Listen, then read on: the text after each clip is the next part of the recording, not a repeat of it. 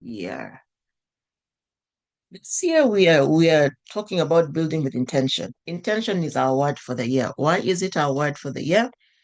It is our word for the year because it is the one thing we know produces results. It is the one thing we know produces results. Give me 1 second. I have a device that's missing from my desk.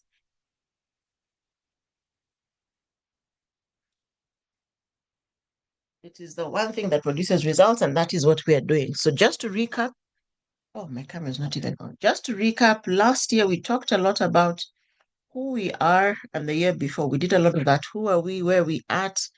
What are we building? How are we building? We did a lot of that last year. So this year, what we're going to do is we're going to move into the space of solidifying those gains. And today, that's why we're talking about purpose. We want to start our year right. We want to ensure that we have what we need and we're able to grow as we need to grow. And each of us has a different dimension of growth that we must attain because each of us has a different set of assignments, interests, skills, all those things that we must build. So even as we are all going a similar direction, what we will find ourselves doing is that our tactics will be different as individuals. And that is absolutely, absolutely okay. So given that is where we are going, today we'll talk about purpose. Next week we'll talk about mindset. And don't worry, it's not just talking about sales, it is overcoming the mindsets that keep us tied down. And finally, we will talking about pivoting and persisting. Like I said earlier, this is our year of intention. And in the place of intention, it means we are going to have to challenge some of our own limiting beliefs. We're going to have to challenge some of our fears, all of our fears actually, so that we can effectively move forward. So if you're with me on that one, let me see a YY in the chat. If you're ready to put your hand to the plow and you're ready to keep it moving very powerfully, then you let me see a YY in the chat. This year is going to take a lot of deliberate effort, but I know that we are well skilled to do this. And so we shall make sure we get it done. All right. Excellent. I love it, love it, love it when my people are with me. Fantastic. So let's jump in. For those of us who are new in this space, the African MSME Collective is really a space where we empower leaders, we empower business owners to not only take charge and command of your lives, but also to ensure that you are able to keep stepping, keep moving, keep growing.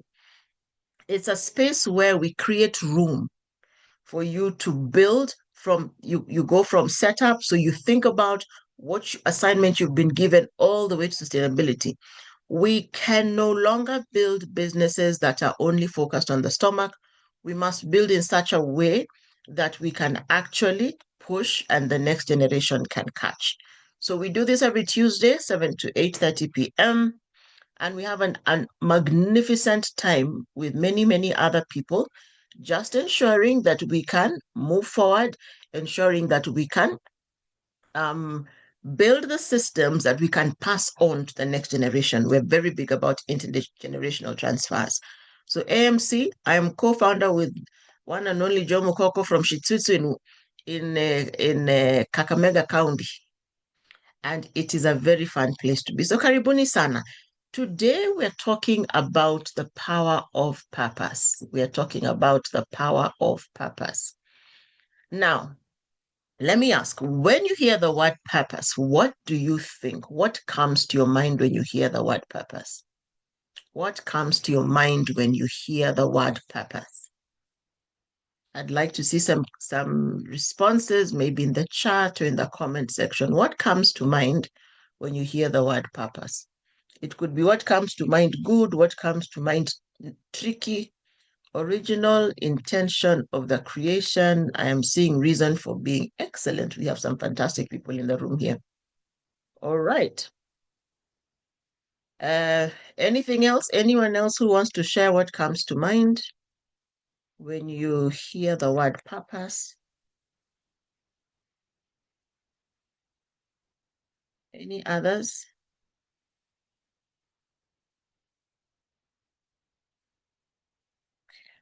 We shall leave it at that. Okay. Now, in this space, I want us to reflect and ask ourselves a couple of questions. As you start, ask yourself, I see creating impact. Thank you, Shiro. What has shaped your choices most? And there are two things we're looking at. Which of these have shaped your choices most? Pressure or clarity? I'd like to see the responses to that. Which has shaped your choices more? Pressure in terms of by this age you should be, by this time you should have done. People are doing, why are you behind? So what has shaped your choices? Pressure or clarity? Let me know which has clarity. Excellent. Yeah, Slim, I know you. I know you for clarity. Uh-huh. What has shaped your choices? Pressure or clarity? Which one had? Clarity. Excellent. Excellent. Nice. I know I'm speaking to the right people when I see that answer in the chat. Okay. Many of us, a mix of both. Okay, fantastic. Many of us are stuck in the pressure keg because people are telling us by this age you should have done, by this age you should be here, by that age you should be there.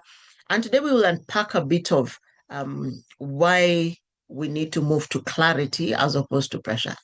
So as we start, just hold this question, write it somewhere so you can come back to it post training, and then you can answer it. And the question really is, if I slow down enough to see clearly, what might need to change?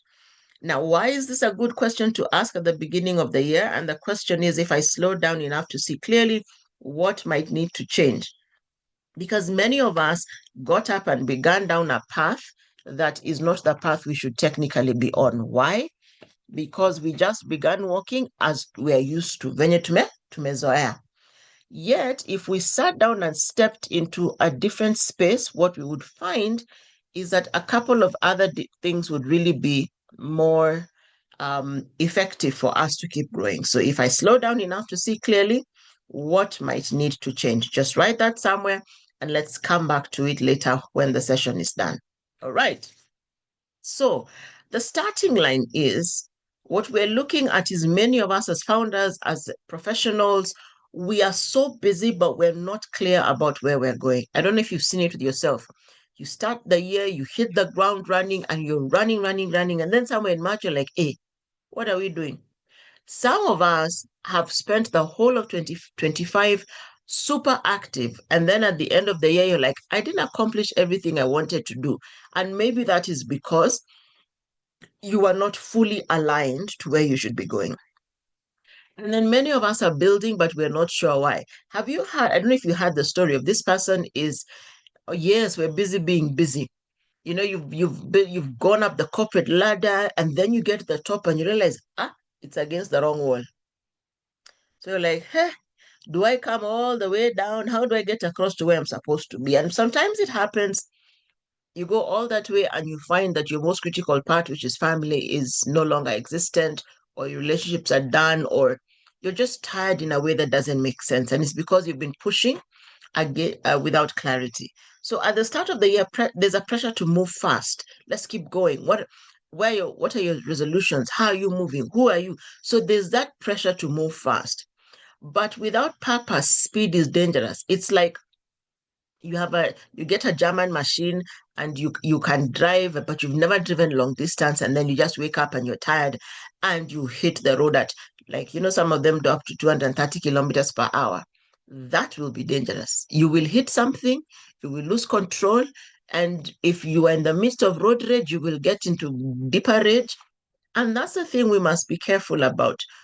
Purpose stabilizes decision making. Purpose filters opportunities and sustains consistency when motivation fails. And that's really what we must be able to understand. Purpose is not a limitation, but let's look at it a bit deeper. So, in this context, we are saying purpose is not a luxury, it's not a catchy slogan, it's not a cool thing on your vision board, it's not a job title or a business idea. It is not something you find only when you succeed, because purpose is the reason you exist. It is the clear driver. It is the clear sense of why you're here and what you're responsible for, what your life must produce. We were designed divinely by God to accomplish something for Him. There is a corner of the world that needs the fruit you produce. So if you are just here chezaing kalongolongo, playing games, then it becomes tricky for you.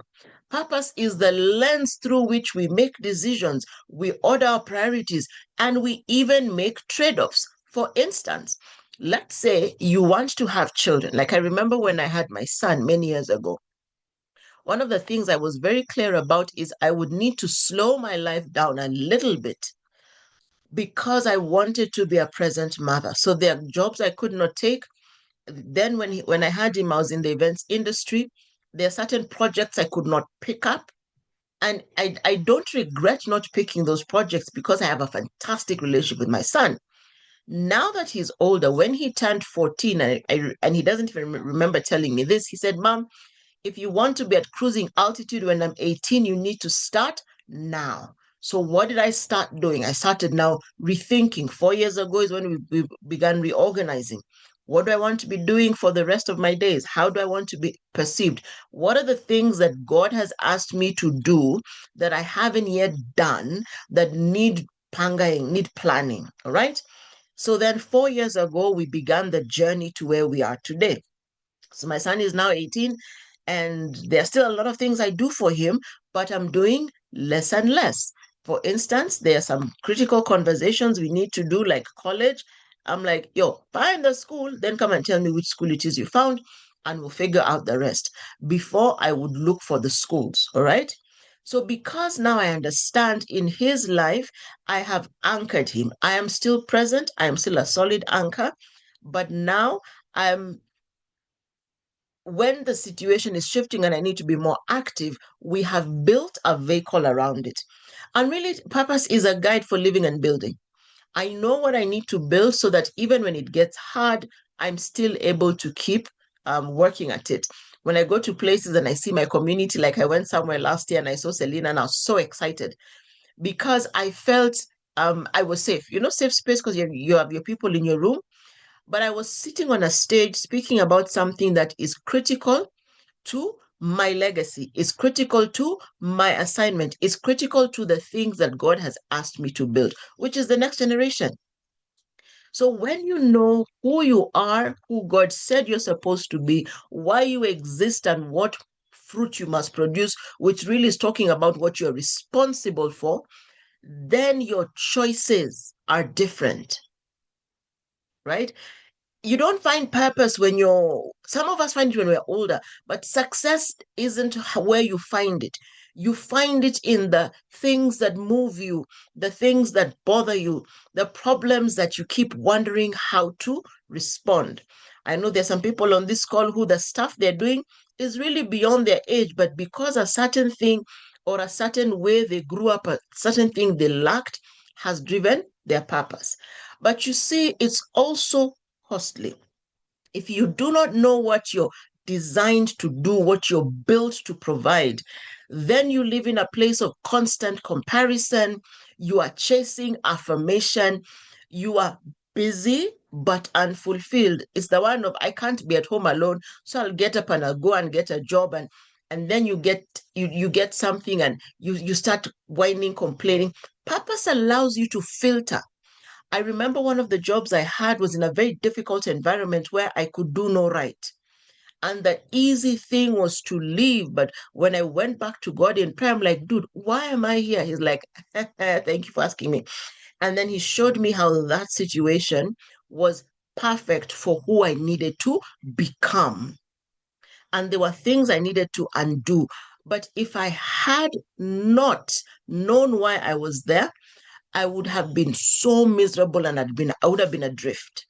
And sometimes the things that God leads us to do because of our purpose, He will take us into some places to learn, and then He will take us into others to execute what we have learned, and then He will take us into others to test what we have learned.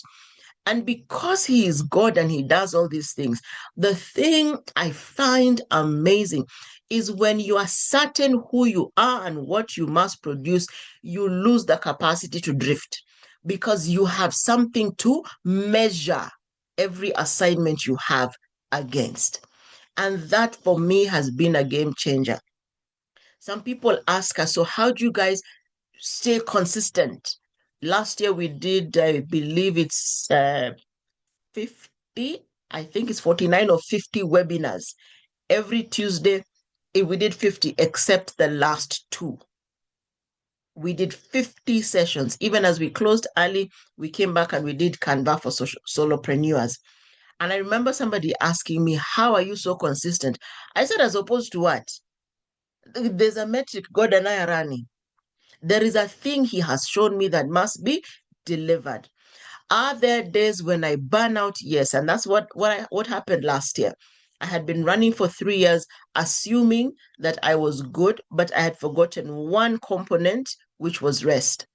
And in August, burnout checked in. By December, we had pretty much sorted it. How? I stopped almost completely still kabisa. But when I recalibrated, I lost track of one segment of my assignment and I began to chase affirmation. I continued working because people were saying, yeah, you're doing so well. Oh my God.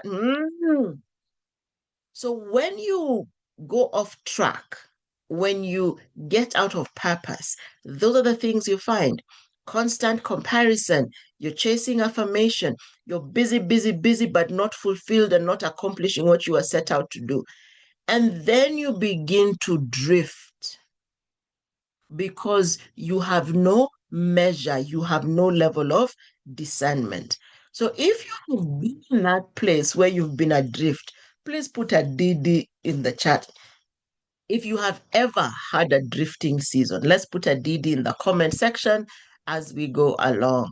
The biggest DD is mine. In fact, let me put it over there because I have been adrift a couple of times.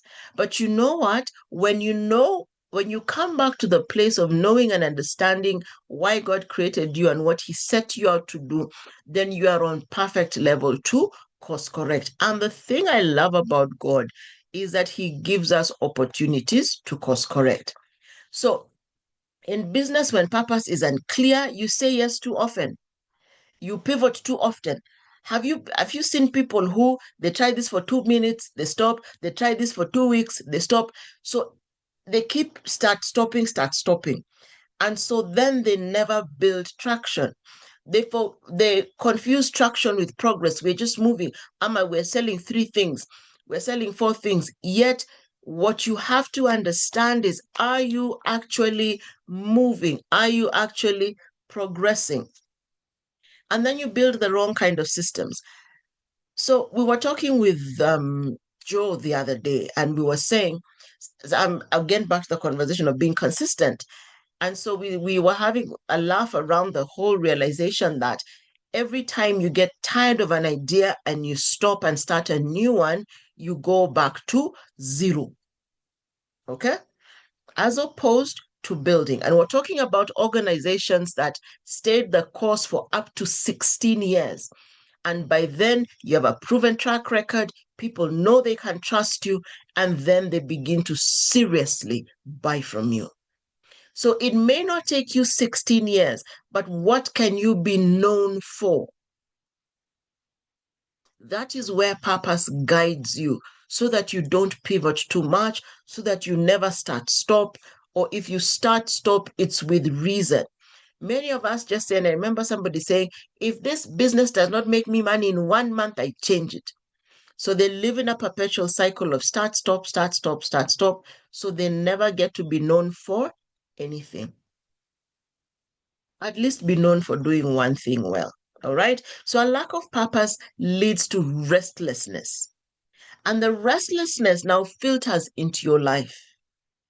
It filters into your relationships, into your, first of all, relationship with yourself, and then with your people, and then with your teams, if you run teams, with your colleagues. So that is where it becomes tricky.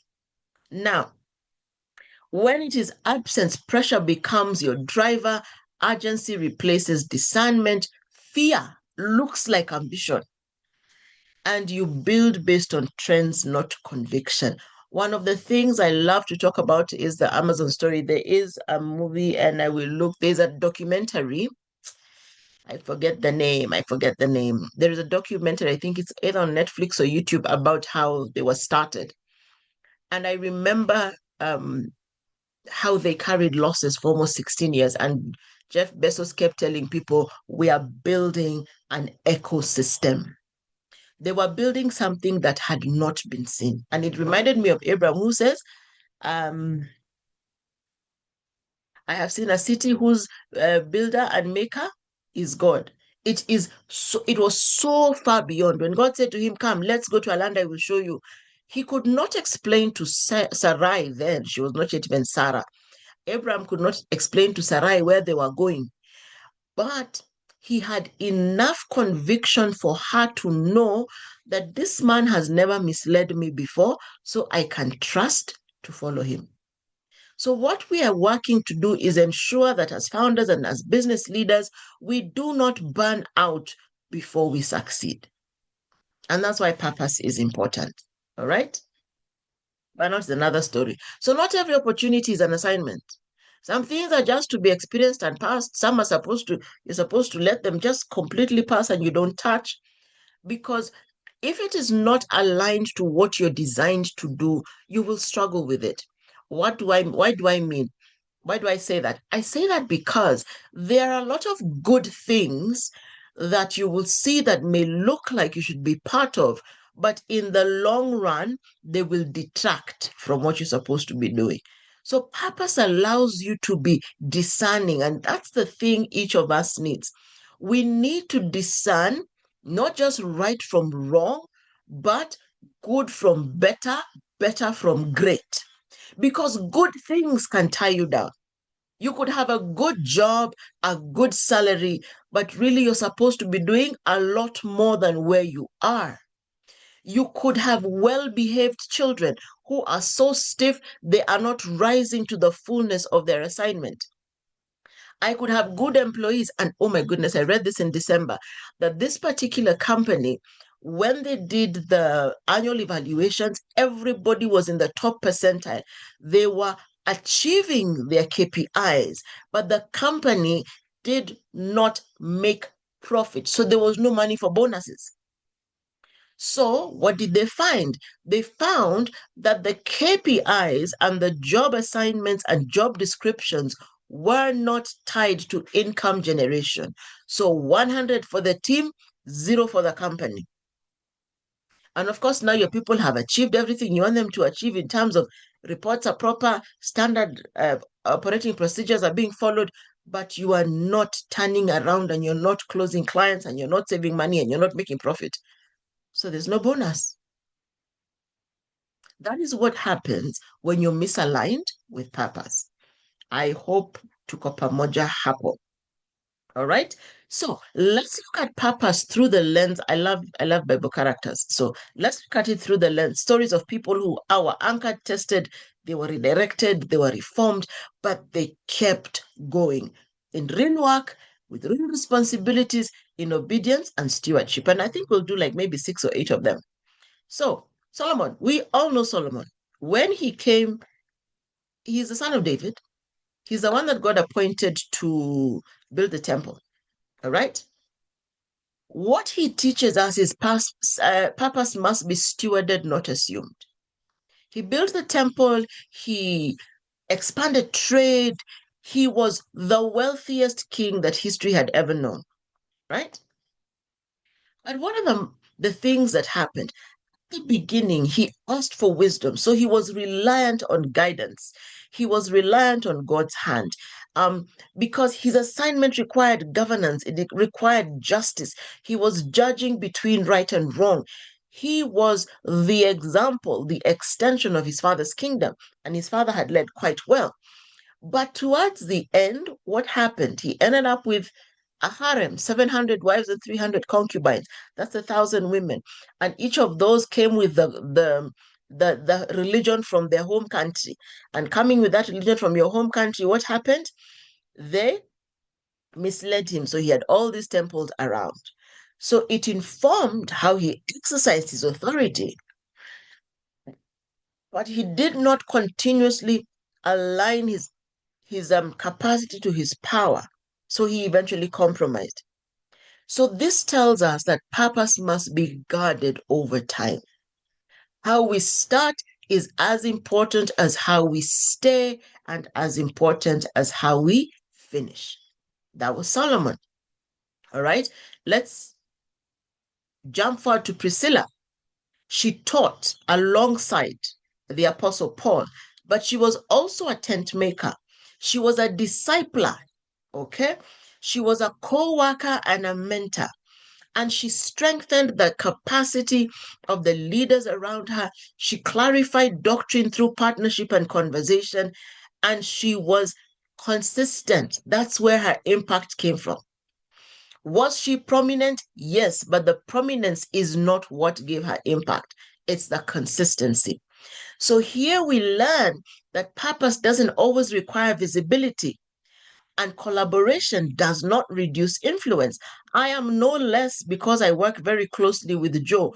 AMC is no less for all the partnerships we work through, all the places we collaborate. The reality is purpose is expressed through partnership. Where I am weak, you are strong. Where you have a skill and I don't, why don't we work together? In fact, that is the heartbeat of why AMC functions as well as it does. Because the things that Joe does fantastically well.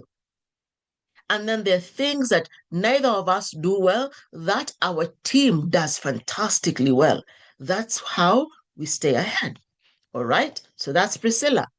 Deborah, what was she called to do? She was called to lead the army into war alongside a male general who eventually did not live out fullness because he needed to do one thing that he didn't do. And he was told, if you don't do it, the glory will be handed to somebody else. And it's a Jael who, under the instruction of what Deborah had said, went and helped them win the war by taking down the king.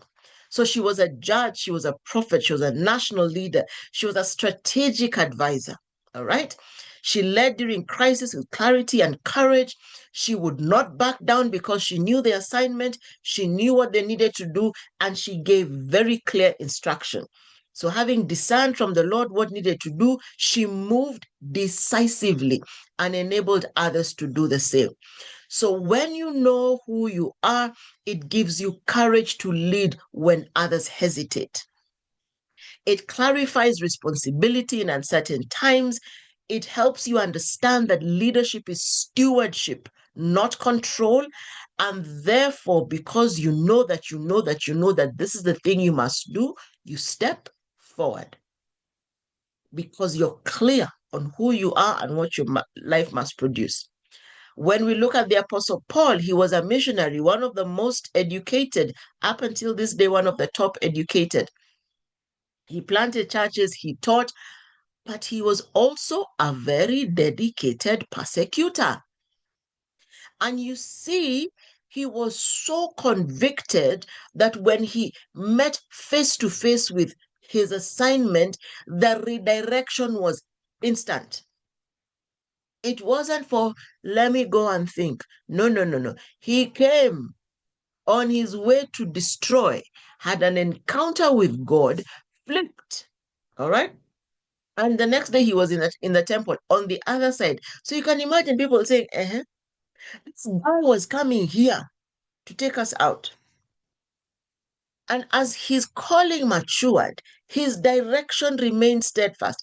If you read all the writings about him and all his writings, it's always, we're going to Macedonia, we're going to Ephesus, we're going to. He was always on the move to do the one thing he knew he needed to do. And his work expanded despite culture, despite distance, despite context, despite challenges. And he never lost alignment because purpose, once it is uncovered, once you have sat with God, you can redirect without erasing it. His work, his life's work was to teach, whether it was a teacher of the law or as a follower of Christ. So then it tells you that purpose can survive pivots, and it can move you past misalignments. And even when you find your place on yourself in a place of misalignment, it doesn't negate your calling as long as you come back to the place from which you are called. And the final thing his life teaches us is endurance is part of meaningful work. There is a narrative that has been sold that my life should be, ooh, like a cool breeze, always rosy. Please, like I tell people all the time, look for anybody in scripture who did anything of value, whose life was one smooth sailing day, and come and let's have that conversation. So purpose can be redirected without being erased. David, what happened to him? He was called. He had spending time with God, and then the prophet comes and anoints him, and he goes back to the backside of the desert. He was a shepherd, he was a warrior, he was a poet, he was a king, he was a dancer. I really find that really, really funny. His early work shaped his leadership capacity, being in the backside of the desert, being in the quiet places, being unable to be in common spaces. But in that place, what happened? He clarified who he was. He wrote music, he sang, he learned to defend his sheep, right? Because responsibility in obscurity prepared him for authority in public. The preparation season was purposeful so that the day he met the giant, he would not miss. Can you imagine if he missed Goliath? This guy had a javelin that was big. He was done. If he didn't take Goliath down, he'd have been taken down. So he had to be really good with his slingshot. He had to know that he knew that he knew that scripture says that nobody should in any way or form speak badly about his God. So what happened? He had to get to the place where he was not only visible, he was usable by God. And then he rose to authority and still had some missteps. But what did he consistently do? He came back to the place he knew, which was before the throne of God. So purpose is formed long before position. So that when you're in position, it is refining, it is realigning, it is adjusting. All right. Then we have Hannah. We all know the story of Hannah. She was a mother, an intercessor, but the biggest thing she was a steward of the prophetic. She understood that her womb had to give life. And she asked God for life, and she promised to put that life back in his hands. She released what mattered most to her and aligned her desire to trust. Obedience shaped the spiritual future of a nation.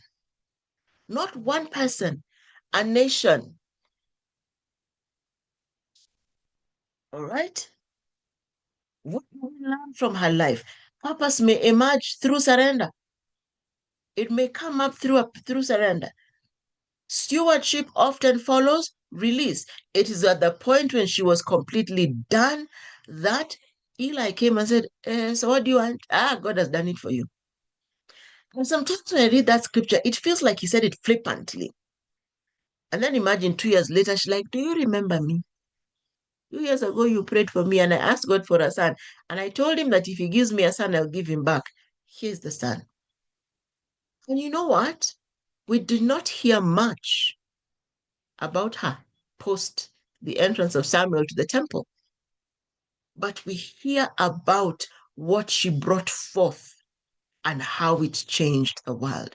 So for some of us, our purpose will be to be in the background and to build and to produce, and that is the perfect place for you. Because remember, we've said it comes before visibility. Impact should exceed visibility. This morning I was listening to a message, and the question we were asked is, will it be said that in the days of Selena, things were like this? In the days of Pamela, things were like this. In the days of Emmanuel, I was there when. Will your life be so impactful that it will tell that story? And from Ezekiel, most of us don't talk about him, but I love the story of the dry bones. And you see, his work was that he was a prophet to exile. He was the communicator of very difficult truths, right? But he remained faithful despite resistance and slow responses. His work, he prioritized his work over to obedience over outcomes. How many times have we known that we know that we know that we should turn left, but because we're not quite sure what left will look like, we begin to play with it and then we go straight, then later we come back. When we are certain of who we are, then we are able to sustain obedience even without a visible reward. Sometimes when you're building, and I love this example, a friend of mine one day told me there are two kinds of building. There's a 3-story building and there's a 40-story building. The foundations for each are different. Building a 40-story building plus you need basement parking, there is a depth you must go through too. That is why when you look at that building, they will spend 2.5 to 3 years underground because they do not build it on the rock. They sink further and build it kind of in the rock. And then the kind of cement they use is a different kind of cement. In our days, Bamboo used to have a cement called Superset. It dried in half the time of regular cement with double the strength because it had additives in it. All right? That is obedience. Being in the place you need to be because that is where you need to be and staying the course. So purpose helps us do that because it sustains obedience when there is no applause. Many of us, the beginning part of our assignment is so quiet, so silent, so underground that there is no applause in it. It causes us to pursue faithfulness more than results because we are true to our calling. Can you imagine if Christ decided to come down off the cross? Interesting one. And because some assignments have to be completed even before the witness is visible, purpose sustains obedience without visible reward. Many of us define purpose as the thing that will make us money. But could it be that purpose is bigger than money? Don't get me wrong and think I'm saying money is not important. Could it be that each of us has assignments that are bigger than money so that when we step into our places, then resources come? I'm just thinking about Solomon when David wanted to build the temple, and then God tells him, there's too much blood on your hands. So what does he do? He goes about building treaties and collecting the materials that his son would use. So imagine if your purpose is to be like a David and collect the necessary resources for the people who are coming behind you, and you have not clarified that that's what your role is. Because his other role was to bring the nation to peace, so that after that, there would be a season of flourishing. Each of us is called to a different assignment. The question is, have you sat down to figure your assignment? Dorcas and Tabitha, depending on which version you're looking at, her purpose was revealed through consistent practical service. She was a seamstress, a garment maker. She supported the widows and the orphans. She supported the poor using the skills she had, which is a question that Moses was asked, what's that you have in your hand? Compassion and consistency. And you remember in the story, she passes away and there is such grief. This is like the head of helps. She's sorting everybody out. enabling people to be encouraged and to keep walking and keep their faith. And then she's gone. She teaches us that purpose is often lived through service. Skill-based work can be sacred. So for those of us who are in the marketplace, you see, you are in the mission field. I remember working in an organization where I think I was the only believer, a small organization, and some of the activities, were suspect. But I also found that everybody to a man, when they were stressed, came to my office. And we would sit and we'd have conversations. Sometimes I'll be chilling and I'll be, I'll have a word for a specific person, but my skills are what kept me there. It's not my gift of kindness, right? But by the time I left, there are people who had a certain mindset of how believers are. And then they met me. Me, I was just being me, my cheeky, naughty self, my kind self, my excellence, purpose driven self. And now they were able to see a different perspective, right? But it happened because I was consistent. Are you purpose driven enough to be consistent and to deliver what God has given you to deliver?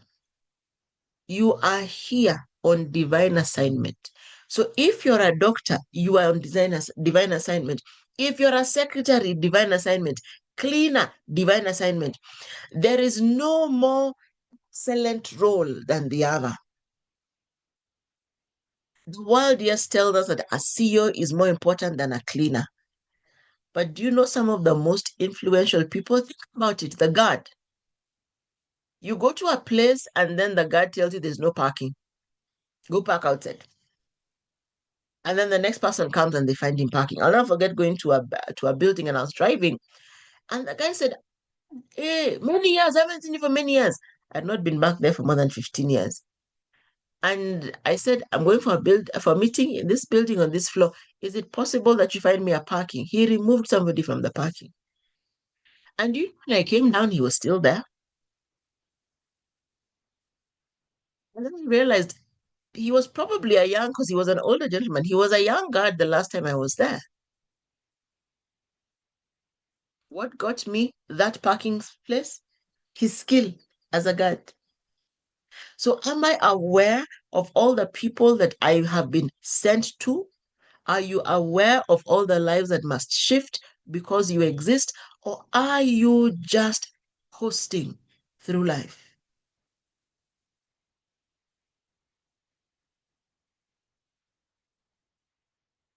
If you're still with me, let me see a YY in the chat because there's a lot of silence on that chat. Kama tuko pamoja, let me see a YY. Excellent, excellent. One of the things we must learn to do is to be comfortable with purpose. We must learn to be comfortable with purpose. Understand that Ken's purpose is different from Chesubire's. That Washington, you are diametrically different from Shiro. Mudhu is diametrically different from all of us, but we are all joints in one body and each joint must supply. Otherwise, the body is out of shape. If your big toe is cut off, do you know you've got no balance? All our big bodies, our balance is in our two big toes and in our eardrum. In fact, I was being told sometimes when you are struggling with balance, the first place they check is your ears because your big toes are evident if they are missing. So we must be comfortable with purpose because where we are at and where we are assigned to be means that there is a way we must live.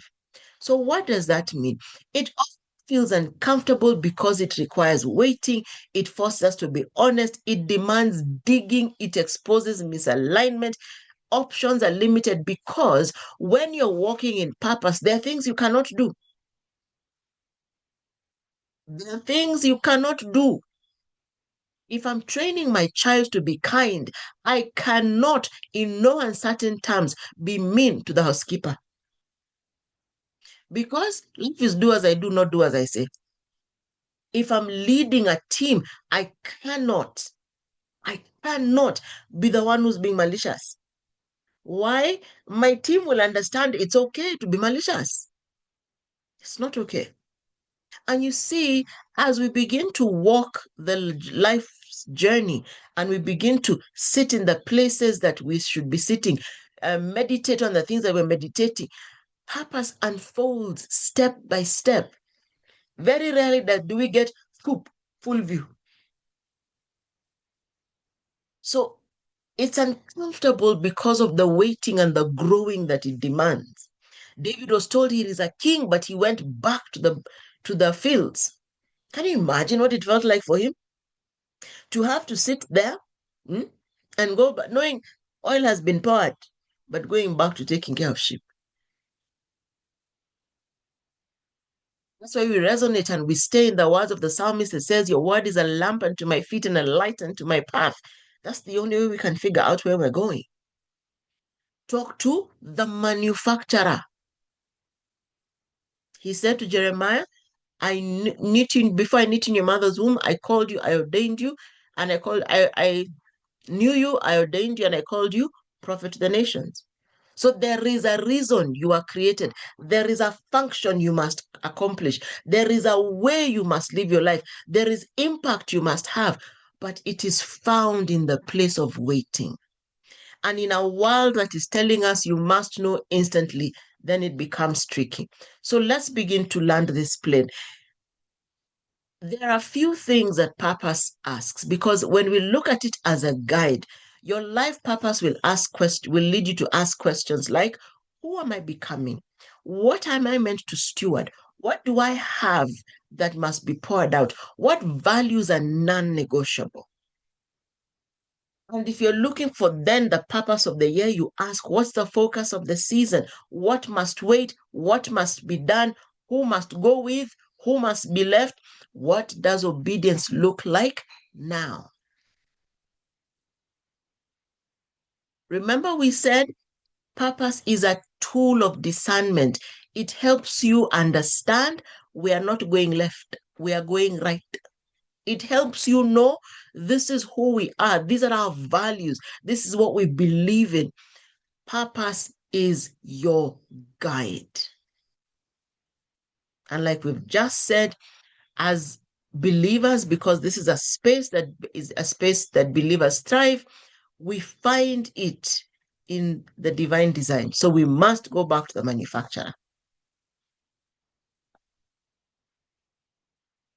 So how do we put it all together? Clarity must come before action. You must know that you know who you are assigned to be, because that word ultimately guides and shapes you.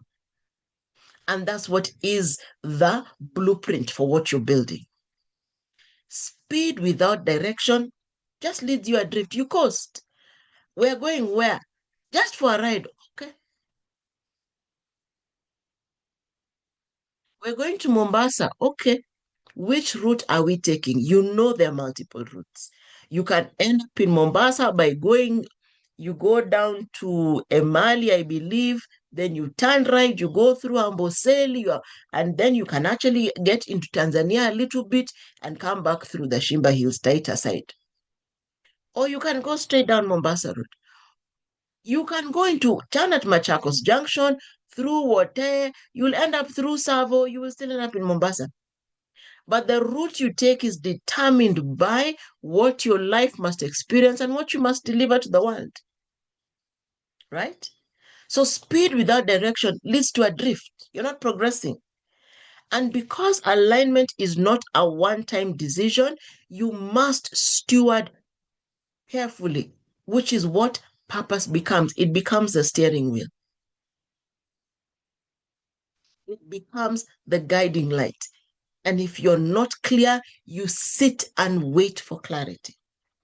And that's like we've just said it, that's the frustrating thing about purpose, because you're waiting for clarity.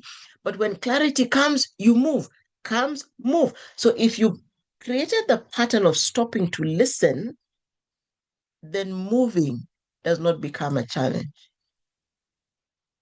Why is that? We must be wise and recognize that building has seasons. Different seasons have different focuses. So, therefore, and not just about the beginning of the year, but we must consistently be asking in this season what matters now. So, whether you're a minister of the gospel, whether you're in the marketplace, whether you're a business leader, as long as your life has a foundation that is based on purpose, then you not only are productive, you are effective and impactful. And that is what we are called to do. So we must learn to reorganize our lives around the reason for which we were designed to exist. If you are designed to be a mad scientist, innovator, transform sustainability, and you're not doing that, you're out of line. If you are designed to be a stay-at-home mom, raising 5 kids and teaching them life skills, teaching them belief systems, faith, purpose, excellence, and you're out in the working, you're out of line. If you're supposed to be there building hotels, restaurants, ensuring people have good food, fair price, and you're sitting in your house doing what? You're out of line. So that is why you feel maladjusted. You feel like there's something more my life must produce. And truth be told, sometimes life pushes us to do things because we must put food on the table. That does not negate the fact that there is a reason you exist. It doesn't negate the fact. What you must be sure to do is always come back to the place of what was I designed to do. You see, every life is building something. The question is whether what you will build will last. The question is not about where you are building, but what is guiding or who is guiding your hand. When we are out of alignment, we build crooked buildings. Recently, we had a collapsed building in Nairobi. What happened? Poor workmanship, poor materials. It's out of alignment with purpose. When we are pushing the agenda of God, what actually happens is that we are able to keep on track. We are able to measure our steps. When the next generation comes and asks us, how did you do it? We can be honest and say, these are the steps I followed. Because we are designed to build line upon line, precept upon precept, and leave the vision, write the vision, make it plain, so that he who runs with it will know how. We must live on purpose. We must. And the place of purpose, it is found in the stillness of our hearts as we unpack the realities of he who made us. Because he's the one who clarifies it for you. I could have certain traits, certain interests, but it was only clarified when I sat at his feet and I sat under the leadership of godly men. By men, I don't mean male gender, I mean humans. So the call to understand your purpose is the call to set your direction first and allow everything to flow from there. Now, for those who feel they have gone slightly off course, we have the grace by the mercies of God to course correct. So if you find yourself slightly off course, do not be discouraged. All is not lost. Do we have any questions? Do we have questions? And please share that one thing that has remained, that has really stood out for you, if you don't have a question.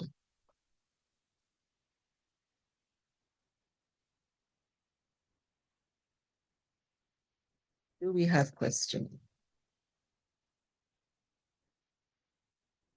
I plug in my device.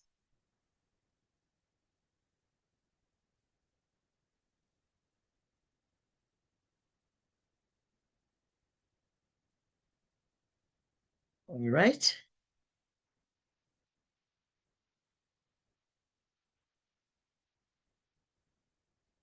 Was formed long before position. Yes, that is true. Long before position. What has stood out for me is that opportunities are not assignments. Excellent, excellent. Absolutely excellent.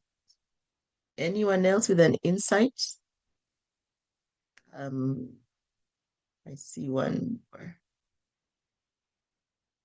I need to find clarity and find my purpose. Excellent. That is good. That is true.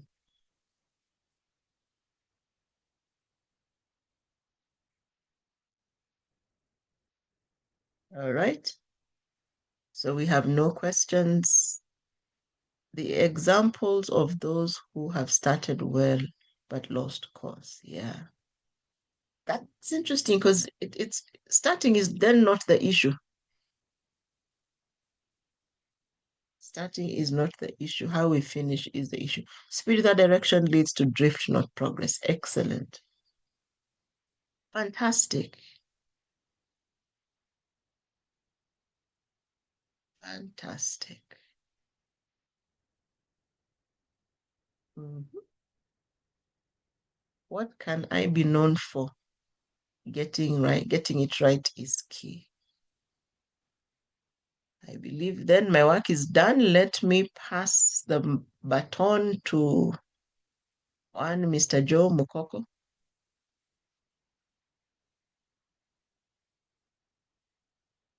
Unless anyone has a question they want to ask.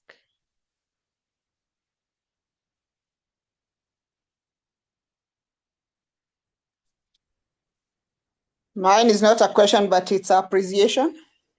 Thank you, Shiro. Go ahead. Yeah, so to just say, I mean, it's always a learning phase. So it's really, I'm happy that I joined in, and I'm the one who talked about like her getting it right, eh? And that where you said it's never late to start, because you know where I'm coming from. So I'm happy to have that in this platform, and thanks for the great job. Karibu sana, karibu sana. Thank you, Shiro. All right, over to you, Joe. Oh, he has dropped. Okay, that's okay. He was in the village. You know how network can be in the village. So let's just since he's not there, let me do one more thing as wait for him to come back. So Paul, remember the question we asked in the beginning? If I figured out my purpose, what would need to change? Now, this is where I want you to answer it. Um, what has been changing in my this one? If I slow down enough to see clearly, what might need to change? That's another thing I want you to go home and think about. If you slow down enough to see clearly, what one thing must change? And remember, the first thing we asked is where are we coming from? Pressure and clarity. And thankfully, many of us are coming from clarity. But now, having done this whole session, if you slow down, what might need to change? And actually, let's not even say might, what needs to change? Slow down, take a breath, look at life, and ask what needs to change. And then begin to do that work to make that change. All right? There's a question in the chat. Let me pick that. How does one discover purpose? So purpose, I will say about how I've learned and how I've seen my peers do it. Because we are people of faith, it has to start in the secret place with you sitting with God and asking Him. Remember, Jeremiah got the revelation when he was at the altar. That's where I take a lot of my learnings from. Number one. Number two, it also is tied to the giftings and the skills and the passions that God has given you. So when you look around you, what are the things that pain you? What are the problems that consistently recur in your space? What are you consistently led to respond to, sort out, lead people to healing, or even work on within yourself? It's usually in that realm. And I'll use myself as an example. I remember when the first time I was really pursuing it, I was about 35. And I actually spent a lot of time banging the table in front of God, like, don't know, you tell me now. And then what happened is I began to see, to ask my mentors questions. I began to listen to messages, and I still spent time with God. And then I began cataloging my skills, cataloging my giftings, the things that have bothered me. I always knew my primary was to restore order. That one I knew. I was very, then I was OCD. My family can tell you that I was OCD on one end and completely carefree on the other. So that it was a very silly combination. But then what happened is, as I began to pursue really, Lord, what would you have me do? I began to see that disorder was the thing that upset me. And then we started tracking, and then I would always get people to do things by conversations.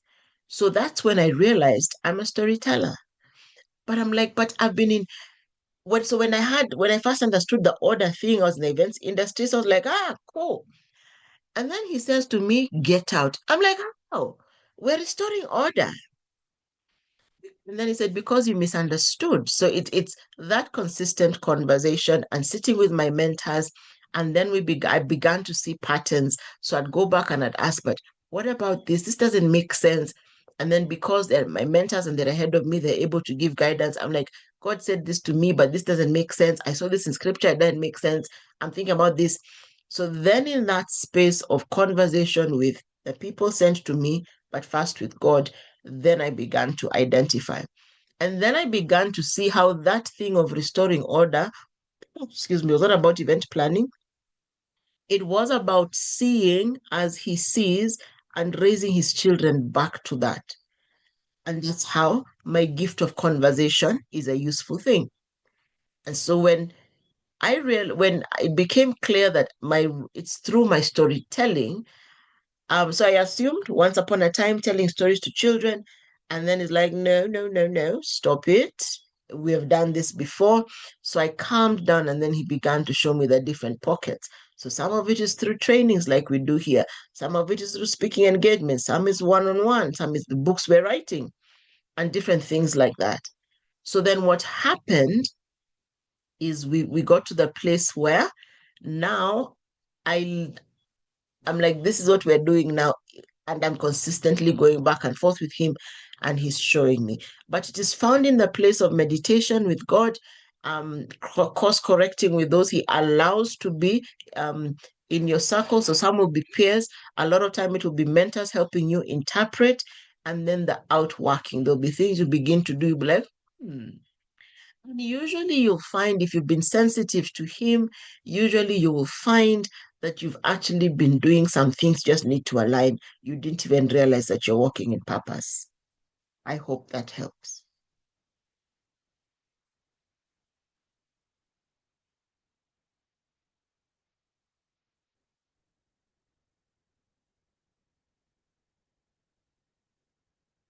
What to you? The man is Shitwitwi. Allow me to wish our audience a happy new year. This is Kenya. Happy New Year continues until May 1st. So thank you so much for being here. Thank you for crossing over the year well. We are grateful to God that you have good health and good cheer. Even as we start the year on a high, where do we want to go? Why do we want to go there? Have we been called to go there? And who will go with us? So thank you very much, Coach Chesubire, for that powerful introduction to webinar number 1 of 50. As we look forward to walking the journey with everyone in the Circle community and making sure that you fulfill your God-given mandate this year. We look forward to walking with you and talking with you And we shall have a bit of twists and turns as we run the program. Some of the activities we do, just like we did in the last traction lab that we had, we will be calling upon you from your subject matter expert position to come on the hot seat and be with us, talk to us, and dispense words of wisdom, even as we grow the Circle community. What comes next? We love feedback. Feedback allows us to iterate our God-given mandate and our God-given program. So please fill in the form. We have sent the link. Yes, it's on chat. Fill in the form, even as we iterate and make it better for you. Then starting this end of January, we are running a Biashara Basics program for those who've not been in business or those who are even in business and would like to iterate their offering or get it straight. So beginning January, for a couple of weeks, we shall run this program. We have, thank God that we have managed to get a sponsor. So instead of 10,000 shillings, the cost is 5,000 for those who register early and on time. Chesubre, if we could throw the link on the chat space. We all desire to run things that can outlive us. So Biashara Basics allows us to dig and dive deeper into what your business idea is or what your existing business is, and then how well can we help you then be able to grow. It's all about traction. How do we help you move from point A to point B? So kindly, if you're interested, join. These offers don't last for long, and thank God for our sponsor. Sponsor, may you be rewarded in excess of the sacrifice that you've made on behalf of the Circle community. We shall also be running a WIDB training, Women in Digital Business training, starting on the 28th of January. It will run for 12 weeks, and we are collaborating with our partners in Uganda. So if you see the 300,000 shillings, it's Uganda shillings. Kenya shillings, 10,000. For those in the diaspora, $85. Run for also 12 weeks. And just make sure then that you can be able to fully take advantage of the digital space and run with it. Looking forward to joining you. This one is also partially sponsored to make sure then that you run, you learn, then you run again, and then you grow. What you are shrubbing? No, I was not shrubbing. It was deliberate. I know T-Bag will ask me, eh? Yes. Run to class, learn, and then run back to go to your business. I think maybe let me add a disclaimer on this. It's actually also open to gentlemen. It's just that when the program was designed by ITC and ILO, they just called it Women in Digital Business, but it's open to the brothers to come and attend. Thank you very much for clarifying. I'm a brother. I have also attended, I've been certified in it, and I'll be also doing a master training course in it. Very interesting course. So thank you very much, ladies and gentlemen. We said we'll start the year on a high and make sure then that we can build your muscles and you can continue growing. Very important for us. Now, for those of us who have not yet joined the circle, we encourage you to join the circle. These offers sometimes are dropped where we are.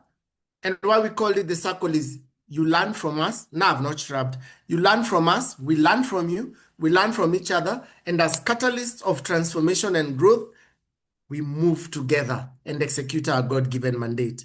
So if you'd like to join the circle, I have dropped that on chat. And on the Biashara Basics and your digital business, you can circulate the posters to your networks, to your friends, to your loved ones, to your colleagues, to your family members, yes, to your children, to your spouses. Everyone is free to join. So thank you. Looking forward to us walking this journey together.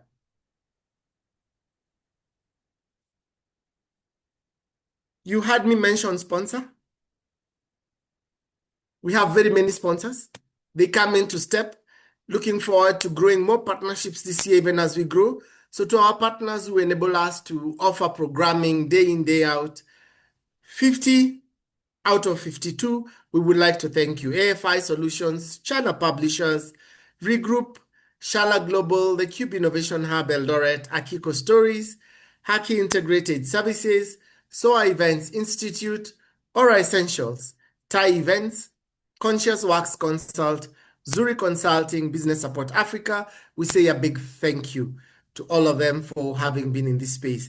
And in the course of the year, some of them will appear in the program to also talk and dispense the knowledge that they have found. Wawache kukaa nyuma ya tent. Okay, for those who are not from Kenya and do not understand Swahili, they stop being backbenchers and they come in front of the class so that they can also get to be seen. So we also have other products that we run. We have Enabled, we have Sprout and Scale, then our normal YouTube channels that have been running, and we are revitalizing them. So for more content, more growth, After Files, the Growth Edge 360 brand story. Allow me to also thank our back office team, the engine behind the Ask Us Hard questions, but they keep us moving. You heard Chesubire saying, what we cannot do, we go back to the team, and the team enables us to keep running. So to our ops and admin Machokali, or boss lady seated behind T-Bags, thank you very much for sitting in and making sure the T's, the D's, the poses, and the full stops are in the right places. Mr. Kwe for the amazing eye and insights into what else we can do, including looking at our posters. Miss Mimo, thank you very much. Miss Wamboi, thank you very much. And to our, I like calling her the Hawk, Felicity, for going through the programs and coming back to ask us hard questions. What did you want to achieve? Did you achieve it? Are they growing? And I know she'll be reaching out to most of us who attended programs last year to just find out what else can we do better, and has the needle moved? Remember, it's about traction. Has the needle moved? Thank you to Chesubire for gladly sitting on the hot seat as we dispense knowledge and looking at the programming. We prayed over what we are setting out this year, tweaked it to what we were commanded by God to come and talk to the masses, and we shall continue doing it. For all of our circle members in the room, thank you very much. Thank you for showing up during the tea. We had an amazing time. Looking forward to doing a quarterly event. Oh, I had forgotten, we have new additional team members. Julia, thank you very much. Julia is the latest addition to our team. Fantastic sign language interpreter. So you will see her coming on some of the shows. But more important than that, she's coming to beef up our operations and make sure that we are going right. And I think Mutanu will be joining. I don't think she's joined today, but she'll be joining to also help with the digital marketing arm. So we are growing, and it is all because of you. And we are grateful that you showed up, grateful that you keep on showing up.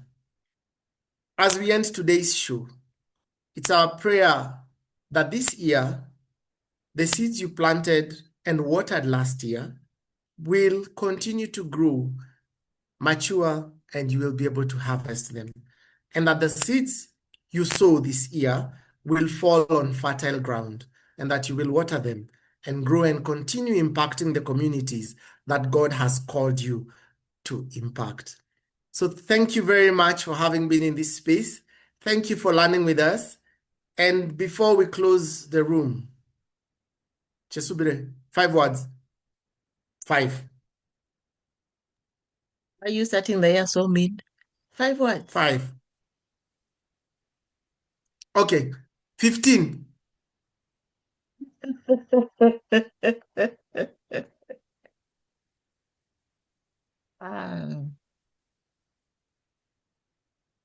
Purpose is a game changer, so let's pursue it.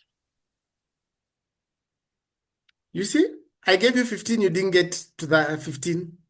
Purpose is a game changer, so let's pursue it.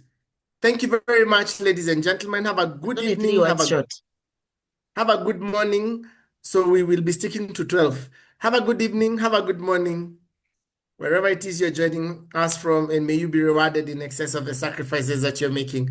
See you on Tuesday. See you in the circle. And remember to reach out if you need any additional support, additional help. Thank you, and have a good evening. Bye. Everyone. Did I introduce myself? Thank you. And my name is Joe Mukoko. Thank you. Bye.